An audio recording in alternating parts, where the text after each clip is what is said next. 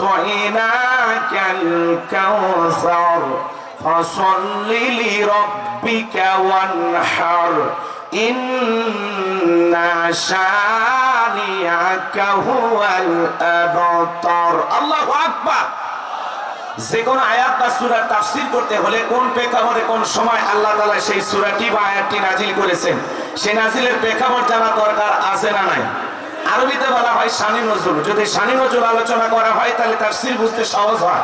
তাহলে সূরা কাউসার বিশ্বনবীর উপরে কোন প্রেক্ষাপটে কোন সময় আল্লাহ তাআলা নাজিল করেছেন সেই নাজিলের সময়কালটা একটু জানা দরকার আছে না নাই? সংক্ষিপ্ত করে আমি একটু বলবো, একটু আওয়াজ দিয়ে সহযোগিতা করবেন, শুনবেন তো ইনশাআল্লাহ? একটু তাকবীর দেন, লিল্লাহি তাকবীর। আমি করব আওয়াজ, আপনারা দেবেন আওয়াজ, জবাব দিবেন ঠিক ঠিক, আলোচনা হবে কমপ্লিট। শ্রোতাদের স্পিরিটে বাড়ে, বক্তার হিট, আলোচনা হবে জায়গা মতো ফিট। আগে বলতাম কিছু আজ প্যান্ডেলে, কিছু আজ অ্যাঙ্গেলে, এখন আর অ্যাঙ্গেলে না, যা বলবো সব ডাইরেক্ট। অ্যাঙ্গেলে বলার দিন শেষ, ডাইরেক্ট বলার বাংলাদেশ। কথা বলে ঠিকই না? আগে মহিলা প্রধানমন্ত্রী ছিল, দুই একটা কথা বললেই মন খারাপ করেন, কথা কয় না কেন? এখন পুরুষ প্রধানমন্ত্রী আছে, আর ভয় আছে? হ্যাঁ, পুরুষ মানুষের ধৈর্য আছে, দুই চারটা কিছু বললে রাগ করবে না। 35 বছর পরে বাংলাদেশে পুরুষ প্রধানমন্ত্রী হয়েছে, এই জন্য আমরা খুশি না বেজা?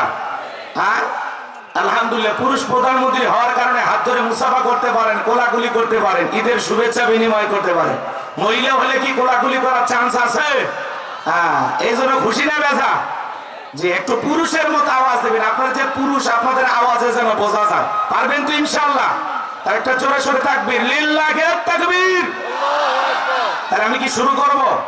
সম্মানিত ভাইয়েরা আমার, বিশ্ব নবীর প্রিয় সাহাবী হযরতে আনাস রাদিয়াল্লাহু তাআলা আনহু বলেন, নবীজি কাবার হাতিমে হেলান দিয়া বসা। আমি তাকায় দেখি নবীজির মনটা ভীষণ খারাপ, মুখটা মলিন, চোখের কোনা দিয়া অশ্রু ঝরতেছে। হযরতে আনাস থেকে বলেন, কিছুটা সময় অতিবাহিত হয়ে যাওয়ার পরে আমি তাকায় দেখি আমার নবীজি মুস্কি মুস্কি হাসতেছেন। বলুন সুবহানাল্লাহ। হযরতে আনাস থেকে বলেন, নবী গো, এই মাত্র দেখলাম মনটা খারাপ, মুখটা মলিন, চোখের কোনা দিয়ে অশ্রু ঝরতেছে, আবার কেনই বা মুস্কি মুস্কি হাসেন? আমার নবী কেন কাঁদেন, কেন হাসেন? এর পেছনে রহস্য আছে না নাই? নবীজির কান্না করার কারণ হলো নবীজির কলিজার টুকরা ছেলে সন্তানগুলো জন্ম নেয়, আর একে একে ছেলে সন্তানগুলো মারা যায়। আবুল কাসেম মারা যায়, আবু তাকের মারা যায়, ইব্রাহিম মারা যায়। নবীর মনেও কষ্ট লাগে কিনা? ছেলেগুলো জন্ম নেয় আর একে একে ছেলে সন্তানগুলো মারা যায়। নবীজির কাছের চাচা নাম হলো আবু লাহাব, ডেকে বলে, ভাতিজা, তোমার বংশে বাতি চালানোর কেউ থাকলো না, তুমি একটা লেজ কাটা, তুমি একটা নির্বংশ, তুমি একটা হাত করে জোরে কন্যা ওযুবিল্লাহ। একে তো সন্তান হারানোর ব্যথা, আবার আপন মানুষদের সমালোচনা, নবীর মনের কষ্ট কমে না বাড়ে? আপনারাই বলুন, আল্লাহ না করুক আপনার আমার সন্তান যদি মারা যায়, কাছের আত্মীয় স্বজনদের উচিত বিপদের দিনে সান্ত্বনা দেওয়া, কিন্তু নবীর চাচা আবু লাহাব এতটাই খারাপ, সান্ত্বনা দেওয়া তো দূরের কথা, দেখে বলে, ভাতিজা, তুমি একটা লেজ কাটা, তুমি একটা নির্বংশ, তোমার বংশে বাতি জ্বালানোর কেউ থাকলো না, জোরে কন্যা ওযুবিল্লাহ। এই পৃথিবীর জমিনে আল্লাহ রাব্বুল আলামিন অনেক নবী রাসূলকে পাঠিয়েছেন, তাদেরকে আল্লাহ রাব্বুল আলামিন সন্তান দিয়েছিলেন। অনেক পয়গম্বরের সন্তান প্রাপ্ত বয়স পর্যন্ত, যৌবন পর্যন্ত পৃথিবীর জমিনে জীবিত ছিল, কিন্তু আপনার আমার নবীজির একটা ছেলে সন্তানও কেন জীবিত থাকলো না? আল্লাহ তাআলা কেন তাদেরকে শিশুকালে উঠায় নিলেন? এর পিছনে কারণ আছে না নাই? নবীজির ছেলে সন্তানগুলো শিশুকালে বিদায় নেওয়ার পিছনে কারণ আছে 3টি। জোরে বলেন, কয়টি? নবীর উম্মত হিসেবে জানতে মনে চায় না যে আল্লাহ তাআলা কেন নবীজির একটা ছেলে সন্তানও জীবিত রাখলেন না? আল্লাহ কেন তাদেরকে শিশুকালে উঠায় নিলেন? এর পেছনে রহস্য আছে না না? কারা কারা শুনতে চান? দুই হাত তুলে দেখান তো দেখি। লিল্লাহি তাকবীর। হাত নামান আমার ভাইয়েরা। কি সেই 3টি কারণ যদি বলতে চাই, 3 নম্বর আয়াতের আলোচনা করা লাগবে। একটু অপেক্ষা করেন, আমি যে কথা বলতে চাচ্ছিলাম। তাহলে একাত সন্তান হারানোর ব্যথা, আপন মানুষদের সমালোচনা, অন্যদিকে সাহাবায়ে কেরাম যারা ইসলাম ধর্ম গ্রহণ করে, কাফের বেঈমানরা তাদের উপর নির্যাতন ও জুলুমের স্টিম রোলার চালায়। হযরতে বেলাল তখনও কালেমা পড়ে মুসলমান হন নাই। নবীজি রাতের বেলায় দারুল আরকামে বসা, হযরতে বেলাল নবীজির দরবারে উপস্থিত হয়ে গেলেন। নবীজির চেহারার দিকে তাকাইয়া ডেকে বলেন নবী গো, আপনার চাইতে সুন্দর মানুষ আমি জীবনে কোনোদিন দেখি নাই। বলেন সুবহানাল্লাহ। আপনার আমার নবী কতটা সুন্দর ছিলেন জানেন? হযরতে জাবের রাদিয়াল্লাহু তাআলা আনহু বলেন, পূর্ণিমার রাত আমি রাসূলের বাড়িতে গিয়েছিলাম, সেদিন দেখেছিলাম চাঁদ উদয় হয়েছে দুইটা, একটা চাঁদ আসমানে আর একটা চাঁদ জমিনে। হযরতে জাবের বলেন, আমি একবার আকাশের পূর্ণিমার চাঁদের দিকে তাকাই, আর একবার নবীজির চেহারার দিকে তাকাই, ওই আকাশের পূর্ণিমার চাঁদের চাইতে বিশ্ব নবীকে আমার কাছে বেশি সুন্দর মনে হয়। বলুন সুবহানাল্লাহ। নবী কত সুন্দর আপনি আমি জানি না। এ বাজানগণ, নবীর সম্মান মর্যাদা কত আমরা বুঝি না। এক জায়গায় ওয়াজ করলাম, ভাই বলেন তো আমাদের নবীর নাম কি? বলে হুজুর আব্দুল কাদের জিলানী। পীর সাহেবের নাম মুখস্থ আছে, কপাল পোড়া নবীর নামটাও বলতে পারে না। আপনার আমার নবী কতটা সুন্দর ছিলেন জানেন? আম্মা জান আয়েশা ডেকে বলেন, মিশরের নারীরা ইউসুফ আলাইহিস সালামের চেহারার দিকে তাকাইয়া ফল কাটতে আঙ্গুল কেটে ফেলে দিয়েছিল। ওরা যদি একবার আমার নবীর চেহারার দিকে তাকাইতো, শুধুমাত্র আঙ্গুল নয়, আঙ্গুল কাটতে কাটতে হাত কাটতে কাটতে কখন যে নিজের কলিজা কেটে দুফা করে দিত, বহুতের জন্য টের পাইতো না। আপনার আমার নবী এতটাই সুন্দর। বলুন সুবহানাল্লাহ। আপনার আমার নবী কতটা সুন্দর ছিলেন জানেন? আম্মা জান আয়েশা ডেকে বলেন, ও দুনিয়ার মানুষ, তোমাদের একটা সূর্য আছে, আমি আয়েশার একটা সূর্য আছে।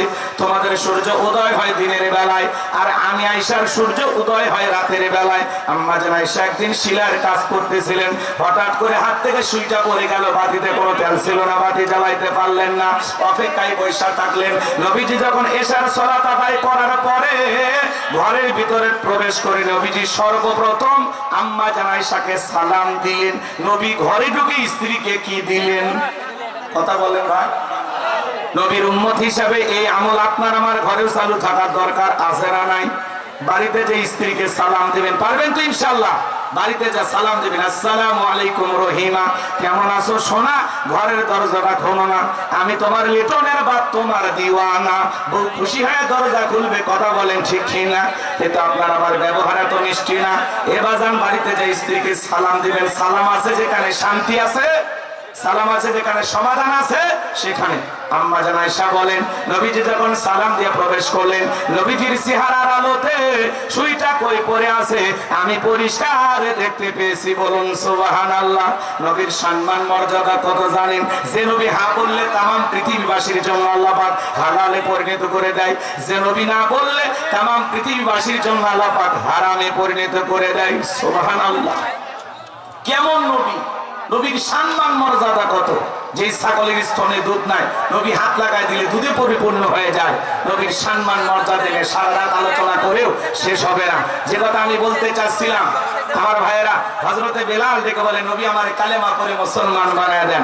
বিশ্ব নবী তখন পড়া দিলেন, লা ইলাহা ইল্লাল্লাহু মুহাম্মাদুর রাসূলুল্লাহ সাল্লাল্লাহু আলাইহি ওয়াসাল্লাম।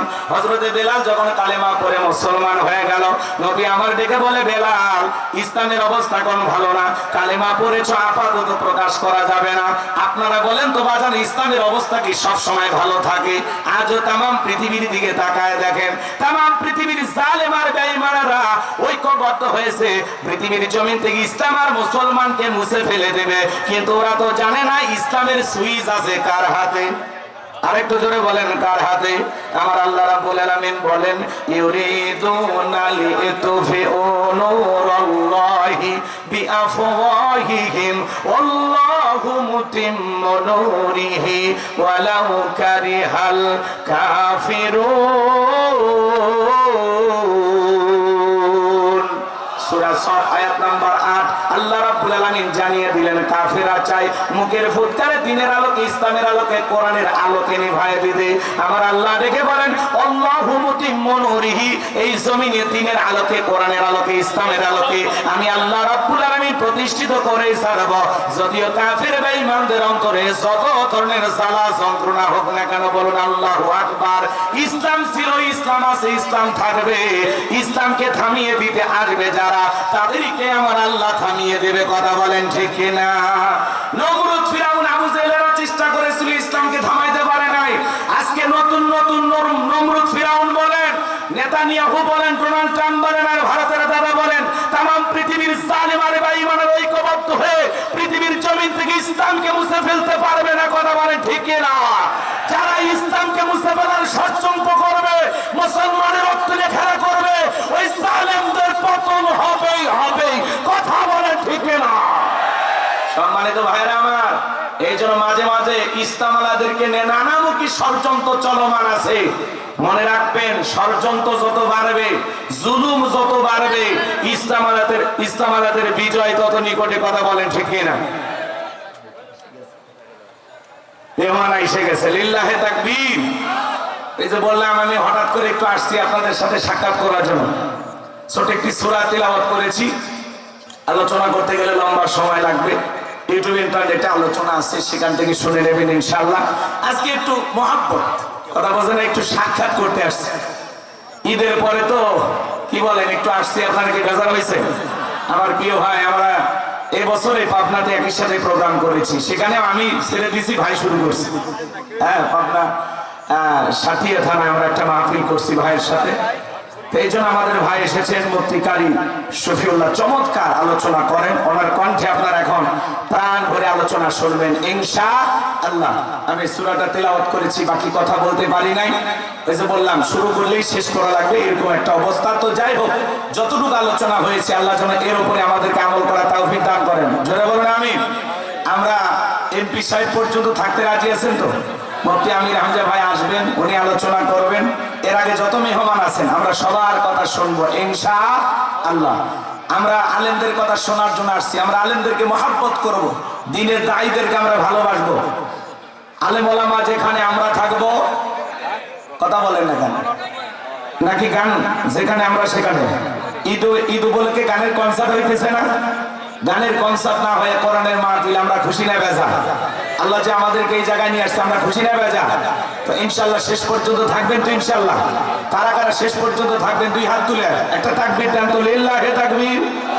একটু জোরে আওয়াজ দেন তো, কানে আসে না কেন? লিল্লাহে তাকবীর।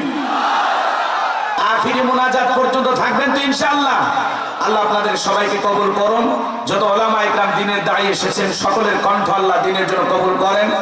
মুফতি কারি শফিউল্লাহ আমাদের প্রিয় ভাই, আল্লাহ যেন তার কণ্ঠ দ্বীনের জন্য কবুল করেন। সকলে ভালো থাকবেন, সুস্থ থাকবেন, সকলের সুস্বাস্থ্য দীর্ঘায়ু কামনা করে আমার আলোচনার এখানে টানছি। ওয়া আখিরি দাওয়ানা আলহামদুলিল্লাহি রাব্বিল আলামিন। আসসালামু আলাইকুম ওয়া রাহমাতুল্লাহি ওয়া বারাকাতুহু। আওয়াজ কানের সাথে মিলে বুঝবেন